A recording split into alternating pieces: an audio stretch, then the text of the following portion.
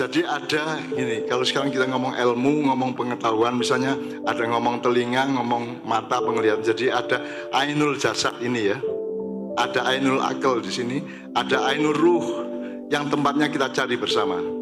Jadi ada udhunul jasad ya, ini telinga jasad kita. Terus nanti ada udhunul akal, gitu. Terus ada udhunul ruh, terus ada ilmu jasad, ilmu hayat, ilmu ruh, gitu ya. Ada ilmu jasad, ilmu akal, ada ilmu ruh. Ada ma'rifatul jasad, ada ma'rifatul akal, ada ma'rifatul ruh, ya Kak ya. Tolong dicatat. Jadi kalau bisa Anda melatih yang ketiga itu, terutama yang jomblo, nanti kalau dapat istri itu jangan keputusan jasadmu, nomor go ngaceng kon iku terus golek. Kalau bisa itu keputusan rohmu gitu ya. Ya, setiap keputusan itu kalau bisa keputusan rohmu. Nah, caranya melatih tidak seperti melatih badan atau akal. Kalau akal kan belajar, menghafal, terus memahami peta gitu. Kalau roh enggak. Roh itu leverage. Roh itu tidak linear. Jadi misalnya supaya kamu peka batinmu ya kamu rajin sholat. Misalnya gitu ya, kamu rajin wiritan. Kalau secara akal nggak bisa dipahami.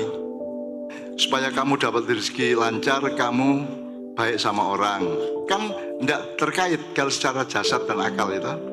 Loh gimana tuh? Nah kalau algoritma roh itu beda gitu. Jadi untuk melatih roh itu sederhana, kamu hatinya jangan tiru kanjeng Nabi Anda terus sidik terus, supaya dapat amanah, supaya Anda punya ruang untuk tabligh, supaya Anda mendapat perkenan fatonah, gitu ya. Jadi sidik itu bukan jujur, sidik itu sungguh-sungguh. Anda sungguh-sungguh.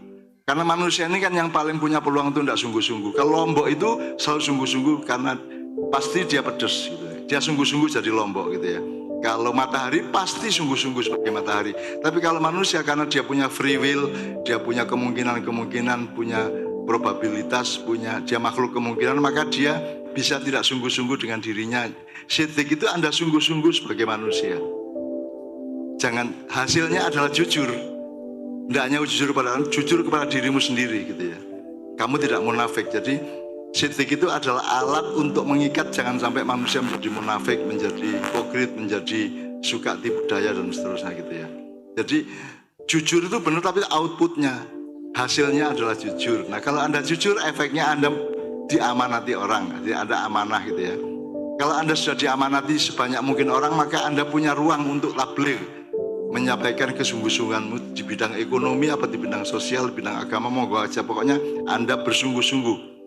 Kalau Anda benar-benar lombok, Anda laku di pasar, benar nggak? Kalau kamu menipu diri, ternyata kamu bukan lombok bener, ternyata ming plastik ya, kamu tidak akan laku kan itu. Maka kalau jadi manusia, jadilah manusia yang sungguh-sungguh manusia. Dan Rasulullah itu meskipun sudah nabi top-topan ya, sudah menjadi nabi yang dahsyat, beliau tetap manusia. Maka parameternya tetap ahsanut taqwim. Itu beliau adalah role model dari prinsip ahsanut taqwim gitu ya. Jadi ngerti ya. Jadi kalau Anda sudah sidik, sungguh-sungguh tenanan gitu ya, kemudian Anda mendapat amanat, dianggap amanat, bisa dipercaya, Anda bisnisnya lancar, Anda di kantor dipercaya oleh direktur dan semua teman-teman, kemudian Anda bisa tabligh, artinya Anda bisa memperluas sidik amanahmu itu, kamu berluas, bahkan bisa mempengaruhi teman-temanmu semua. Kemudian kamu mendapat fatonah. Fatonah itu kalau terjemahan teknisnya kecerdasan. Kalau saya menyebutnya fatonah itu adalah pengetahuan khusus yang diberikan oleh Allah kepada orang yang sudah lulus sidik amanah tabligh gitu loh. Baru Anda dapat fatonah. Nah, fatonah itu sangat jarang sekarang. Kecuali yang cucunya Pak Haji Mabrur itu fatonah namanya gitu ya. Sekarang fatonah itu jarang turun karena manusianya rata-rata tidak sidik sehingga kurang amanah dan tidak bisa tabligh, maka fatonah jarang turun. Nah, fatonah itu dikasihkan oleh Allah kepada orang-orang yang lulus 3 tadi itu gitu. Ini ya. Oke. Saya teruskan yang maknya tadi. Jadi mulai sekarang anak-anak maknya sudah ngerti ya. Tujuannya kamu kesini itu adalah untuk meningkatkan kualitasmu. Kalau kita ngomong regenerasi, Mas, Anda tidak usah ribut soal 2024, monggo-monggo aja. Anda bisa ribut soal Indonesia 1, 2 periode, 3 periode gitu ya. Tapi kan nanti akan datang saatnya di mana manusia berkualitas dari ini akan jadi presiden, jadi menteri, jadi pimpinan perusahaan. Langun aja. Nanti kalau sudah ganti Anda, sudah tabdil, Anda yang menjadi stakeholder di Indonesia, insya Allah Indonesia dengan sendirinya akan jauh lebih baik gitu ya. Apalagi ditemukan bentuk yang baru yang lebih kondusif, misalnya Nusantara, misalnya Indonesia menjadi Nusantara persemakmuran misalnya gitu ya. Karena kita ini negara kesatuan. Kita tidak pernah mikir persemakmuran, Commonwealth misalnya gitu ya. Padahal fakta geografis dan kulturalnya seharusnya ikut menjadi landasan untuk menentukan bentuknya apa. Saya tidak mengatakan saya akan bikin Indonesia berubah, enggak. Tapi pokoknya jangan khawatir.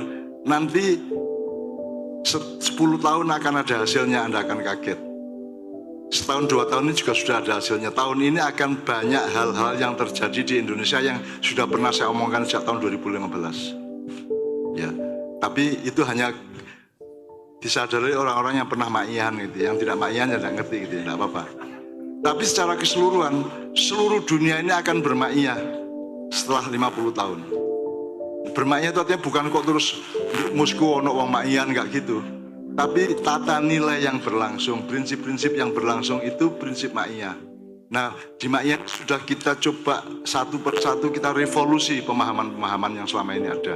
Baik tentang negara dalam sekularisme, dalam ilmu pengetahuan modern maupun Islam di dalam pengetahuan umat Islam sendiri kita revolusi semua. Gitu ya. Dan itu banyak sekali contohnya, tapi malam ini kita harus membatasi diri hanya soal yang menuju manusia Muhammad ini ya. Oke.